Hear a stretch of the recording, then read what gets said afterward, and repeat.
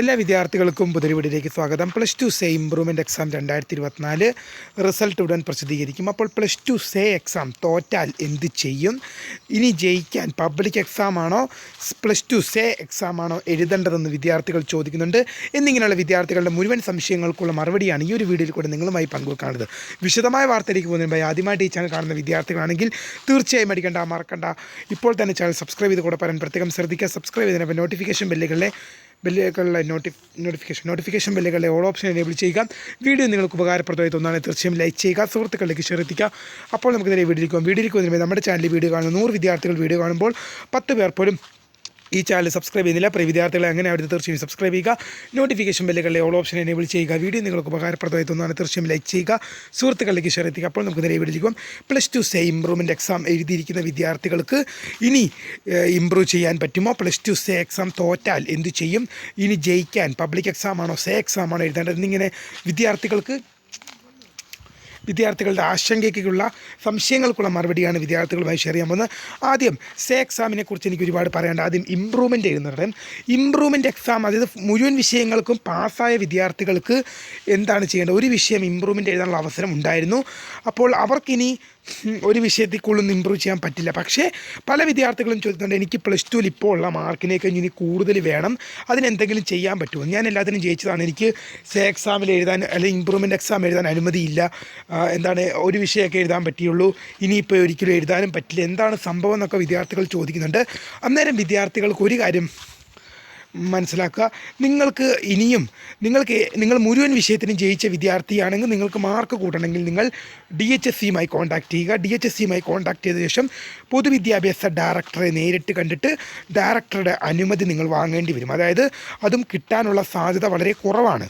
അതും നിങ്ങൾക്ക് ഇനിയിപ്പോൾ ഇമ്പ്രൂവ്മെൻറ്റ് എക്സാം സേ എഴുതുന്നവരുടെ കാര്യമല്ല, ഇമ്പ്രൂവ്മെൻ്റ് ആയിട്ട് നിങ്ങളുടെ മാർക്ക് നില മെച്ചപ്പെടുത്താൻ വേണ്ടി ഇനി നിങ്ങൾക്ക് ഇമ്പ്രൂവ്മെൻറ്റ് എക്സാം എഴുതണമെങ്കിൽ നിങ്ങൾ എന്ത് ചെയ്യണം? DHSCയെ കോൺടാക്റ്റ് ചെയ്യുകയും അവരുടെ അനുവാദം മേടിച്ചിട്ട് ശേഷം പൊതുവിദ്യാഭ്യാസ ഡയറക്ടറെ കാണുകയും ഡയറക്ടറുടെ പ്രത്യേക പെർമിഷൻ ഉണ്ടെങ്കിൽ മാത്രമല്ല, പ്രത്യേക ഓർഡർ, സ്പെഷ്യൽ ഓർഡർ എന്ന് പറയും ഇതിന്, സ്പെഷ്യൽ ഓർഡർ ഉണ്ടെങ്കിൽ മാത്രമേ നിങ്ങൾക്ക് എഴുതാൻ പറ്റുകയുള്ളൂ.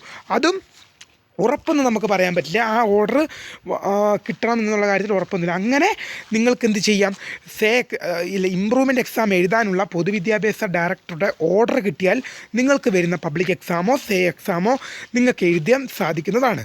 പക്ഷേ അങ്ങനെയുള്ള ഓർഡർ നിങ്ങൾക്ക് ലഭിച്ചില്ല, അത് പൊതുവിദ്യാഭ്യാസ ഡയറക്ടറുടെ ഇമ്പ്രൂവ്മെൻറ്റ് എക്സാം എഴുതാനുള്ള ഓർഡർ നിങ്ങൾക്ക് കിട്ടിയില്ല, അതായത് പൊതുവിദ്യാഭ്യാസ ഡയറക്ടറുടെ ഇമ്പ്രൂവ്മെൻറ്റ് എക്സാം എഴുതാനുള്ള ഓർഡർ നിങ്ങൾക്ക് കിട്ടിയില്ല, നിങ്ങൾക്ക് എഴുതാൻ പറ്റുന്നതല്ല. അതായത് മുഴുവൻ വിഷയങ്ങൾക്കും പാസ്സായിട്ടുള്ള വിദ്യാർത്ഥികൾക്ക് ഇനി നിങ്ങൾക്ക് ഇമ്പ്രൂവ്മെൻറ്റ് എഴുതി നിങ്ങളുടെ മാർക്ക് നിലവാരം മെച്ചപ്പെടുത്തണമെന്നുണ്ടെങ്കിൽ പൊതുവിദ്യാഭ്യാസ ഡയറക്ടറുടെ സ്പെഷ്യൽ ഓർഡർ വേണം. സ്പെഷ്യൽ ഓർഡർ നിങ്ങൾ എന്ത് ചെയ്യണം? നിങ്ങൾക്ക് വേണ്ടി മാത്രം, അത് ഒരാൾക്കോ രണ്ടാൾക്കോ വേണ്ടി മാത്രം, അത് ചെല്ലുന്നവർക്ക് വേണ്ടി മാത്രം അവിടെ ചെന്ന് ഓർഡർ മേടിക്കും, സ്പെഷ്യൽ ഓർഡർ പുറത്തിറക്കണം. അത് നിങ്ങൾക്ക് വേണ്ടി മാത്രം, അത് എല്ലാവർക്കും ഒന്നും കിട്ടാറില്ല. അതും വളരെ നിങ്ങൾക്ക് ഭാഗ്യമുണ്ടെങ്കിൽ കിട്ടാമെന്ന് പറയുള്ളൂ, ചിലപ്പോൾ വെറുതെ ആയി പോകും. എന്തായാലും അത് നിങ്ങൾ നോക്കിക്കോളൂ എന്താ ചെയ്യേണ്ടത്. എന്നാൽ സേ എഴുതിയവരുടെ കാര്യത്തിൽ പ്ലസ് ടു സേ എക്സാം തോറ്റാൽ എന്ത് ചെയ്യുമെന്ന് ചോദിക്കുന്നുണ്ട്. ഇനി ജയിക്കാൻ പബ്ലിക് എക്സാം ആണോ അതോ പ്ലസ് ടു സേ ആണോ എഴുതേണ്ടതെന്ന് വിദ്യാർത്ഥികൾ ചോദിക്കുന്നുണ്ട്. അപ്പോൾ എനിക്ക് ആ വിദ്യാർത്ഥികളോട് പറയുന്നത്, നിങ്ങൾക്ക് എന്ത് ചെയ്യാം? പ്ലസ് ടു പബ്ലിക് എക്സാമും എഴുതാം, പ്ലസ് ടു സേ എക്സാമും എഴുതാം. അത് എന്തായാലും നിങ്ങൾക്കത് മാർച്ച് മാസത്തിലാണ് പബ്ലിക് എക്സാം നടക്കുക. അതോടൊപ്പം സേ എക്സാം എന്ത് ചെയ്യുകയുള്ളൂ? ഒരു ഈ തവണ നടന്ന പോലെ ജൂണിൽ നടന്ന പോലെ അടുത്ത വർഷം ജൂണിലെ സേ എക്സാമിന് നടക്കുകയുള്ളൂ. അപ്പോൾ പല വിദ്യാർത്ഥികൾക്കും സംഭവിക്കുന്നൊരു പ്രശ്നമാണ് നിങ്ങൾ വിചാരിക്കും മാർച്ചിലെ പബ്ലിക് എക്സാം ആയതുകൊണ്ട് തന്നെ ജനുവരിയിലാണ് അതിൻ്റെ രജിസ്ട്രേഷൻ നടക്കുക എന്ന്. അപ്പോൾ പല വിദ്യാർത്ഥികളും അങ്ങനെ തെറ്റിദ്ധരിക്കുന്നത് കാരണം പല വിദ്യാർത്ഥികളും കഴിഞ്ഞ വർഷം ആശങ്കകൾ ഇപ്പം ഞാൻ ഉൾപ്പെടെ എൻ്റെ ചാനലിൽ ഉൾപ്പെടെ കമൻ്റായിട്ട് എന്നെ പേഴ്സണലായിട്ടും അല്ലാതെയൊക്കെ പല വിദ്യാർത്ഥികളൊക്കെ കോൺടാക്ട് ചെയ്തിട്ടുണ്ടായിരുന്നു. എന്നിട്ട് അവരെന്നോട് പറഞ്ഞ കാര്യമാണ്, സാറേ ഇനി രജിസ്റ്റർ ചെയ്യാൻ പറ്റുമോ, പബ്ലിക് എക്സാമിന് രജിസ്റ്റർ ചെയ്യാൻ പറ്റുമോ എന്നൊക്കെ. അപ്പോൾ വിദ്യാർത്ഥികൾ മനസ്സിലാക്കേണ്ടത്, ഈ പ്ലസ് ടു പബ്ലിക് എക്സാം നടക്കുന്നത് മാർച്ചിലാണെങ്കിൽ പോലും അതിൻ്റെ രജിസ്ട്രേഷൻ എപ്പോഴാണ് നടക്കുന്നത്? ഈ ഓഗസ്റ്റ് സെപ്റ്റംബർ മാസത്തിലാണ് അതിൻ്റെ രജിസ്ട്രേഷൻ നടക്കുക. ഓഗസ്റ്റ് സെപ്റ്റംബർ ഒക്ടോബർ ഈ 3 മാസങ്ങളിലായിട്ടാണ് എന്ത് ചെയ്യുന്നത്? പ്ലസ് ടു പബ്ലിക് എക്സാം നടക്കുന്നത്. അപ്പോൾ നിങ്ങൾ പ്ലസ് ടു സേ എഴുതി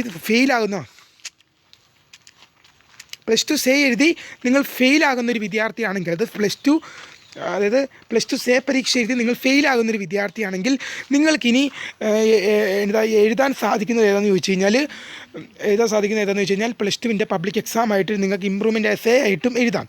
അപ്പോൾ അങ്ങനെ എസ്സേ എഴുതുന്ന വിദ്യാർത്ഥികൾക്ക് എന്ത് ചെയ്യണം, അതിന് നിങ്ങൾ കൃത്യമായ ടൈമിൽ നിങ്ങൾ ആ രജിസ്ട്രേഷൻ ടൈമിൽ റെഗുലർ വിദ്യാർത്ഥികൾക്ക് അതിൻ്റെ ബുദ്ധിമുട്ടില്ല രജിസ്റ്റർ ചെയ്യാൻ.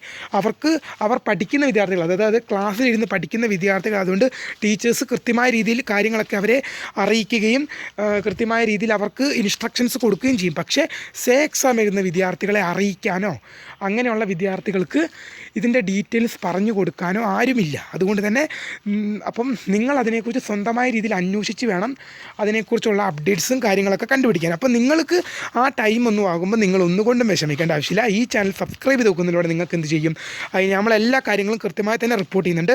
അപ്പോൾ പബ്ലിക് എക്സാം നടക്കുന്നത് മാർച്ചിലാണെങ്കിലും അതിൻ്റെ രജിസ്ട്രേഷൻ ഓഗസ്റ്റ്, സെപ്റ്റംബർ, ഒക്ടോബർ മാസങ്ങളിലായിട്ടാണ് അതിൻ്റെ രജിസ്ട്രേഷൻ നടക്കുക. അന്നേരം നിങ്ങൾ ആ രജിസ്ട്രേഷൻ നിങ്ങൾ ചെയ്താൽ മാത്രമേ നിങ്ങൾക്ക് പ്ലസ് ടുവിൻ്റെ പബ്ലിക് എക്സാം നിങ്ങൾക്ക് എഴുതാൻ സാധിക്കും. അത് പ്ലസ് ടു ഫെയിലാകുന്ന വിദ്യാർത്ഥികൾക്ക്. അപ്പോൾ നിങ്ങൾക്ക് എക്സാമാണ് നിങ്ങൾ അതുപോലെ ആണ് എഴുതുന്നതെങ്കിൽ അത് പ്ലസ് ടു പബ്ലിക് എക്സാമിന് ശേഷം ഒരു മെയ് മാസത്തിലായിരിക്കും രജിസ്ട്രേഷൻ ഉണ്ടാകുക. പക്ഷേ ഞാൻ എപ്പോഴും നിങ്ങളോട് പറഞ്ഞത് നിങ്ങൾക്ക് പബ്ലിക് എക്സാം എഴുതുന്നതായിരിക്കും സുഖം എന്ന് പറഞ്ഞത്. എക്സാം എഴുതുമ്പോൾ എന്ത് ചെയ്യും, രാവിലെയും വൈകിട്ടും ഒക്കെ ആയിട്ട് പരീക്ഷ നടത്തി എന്ത് ചെയ്യും, ഒരാഴ്ച കൊണ്ട് തീർക്കും. ഒരാഴ്ച കൊണ്ട് എന്ത് ചെയ്യും, രാവിലെയും വൈകിട്ടും പരീക്ഷ നടത്തി തീർക്കും. പക്ഷേ പബ്ലിക് എക്സാം എഴുതുന്നതുകൊണ്ടുള്ള നിങ്ങൾക്ക് ഗുണമെന്ന് പറയുന്നത് പബ്ലിക് എക്സാം ഒരു മാസം കൊണ്ടേ തീർക്കുള്ളൂ. അതിങ്ങനെ വലിച്ചു നീട്ടിക്കൊണ്ടുപോകും അവർ. നിങ്ങൾക്ക് പബ്ലിക് എക്സാമിൻ്റെ ടൈം ടേബിൾ നിങ്ങളുടെ പബ്ലിക് എക്സാം എഴുതിയപ്പോൾ തന്നെ നിങ്ങൾ കണ്ടതാണ്. പരീക്ഷ എന്താണ്, 5-6 ദിവസത്തിൽ ഒരിക്കലാണ് ഒരു പരീക്ഷ. പക്ഷേ നിങ്ങൾ എക്സാമാണ് നിങ്ങൾ എഴുതാൻ പോകുന്നതെങ്കിൽ നിങ്ങൾക്കത് പാരയാണ്. കാരണം എന്താണ്, രാവിലെ പരീക്ഷ വൈകിട്ട് പരീക്ഷ നടത്തി എന്ത് ചെയ്യും, മാക്സിമം പോയി കഴിഞ്ഞാൽ ഒരാഴ്ച കൊണ്ട് സയൻസ്, കൊമേഴ്സ്, ഹ്യൂമാനിറ്റീസുകാരുടെ പരീക്ഷ അങ്ങ് തീർക്കും എക്സാം. പക്ഷേ പബ്ലിക് എക്സാം എന്ന് പറഞ്ഞാൽ അങ്ങനെയല്ല, ഒരു മാസം എന്ത് ചെയ്യും, വലിച്ചു കിട്ടിക്കൊണ്ടുപോകും. മാർച്ച് മാസം ഫുൾ എന്ത് ചെയ്യും, വലിച്ചു കിട്ടിക്കൊണ്ടുപോകും. മിനിമം ഒരു 5-6 ദിവസമൊക്കെ പരീക്ഷയ്ക്ക് ടൈം കിട്ടാറുണ്ട്. അപ്പം നിങ്ങൾ അങ്ങനെ പബ്ലിക് എക്സാം രജിസ്റ്റർ ചെയ്യുന്നതായിരിക്കും സുഖം. അപ്പം നിങ്ങൾ ഫെയിലാകുന്ന വിദ്യാർത്ഥികൾ എന്തായാലും നിങ്ങൾ ഈ വീഡിയോ കാണുക, മാക്സിമം നിങ്ങളുടെ സുഹൃത്തുക്കൾക്ക് ഷെയർ എത്തിക്കുക. വീഡിയോ നിങ്ങൾക്ക് ഉപകാരപ്രദമാണ്, തീർച്ചയായും ലൈക്ക് ചെയ്യുക, സുഹൃത്തുക്കളെ ഷെയർ എത്തിക്കുക. My name is Kariya, the founder of Kariya photo, the career guidance. Thank for watching. By.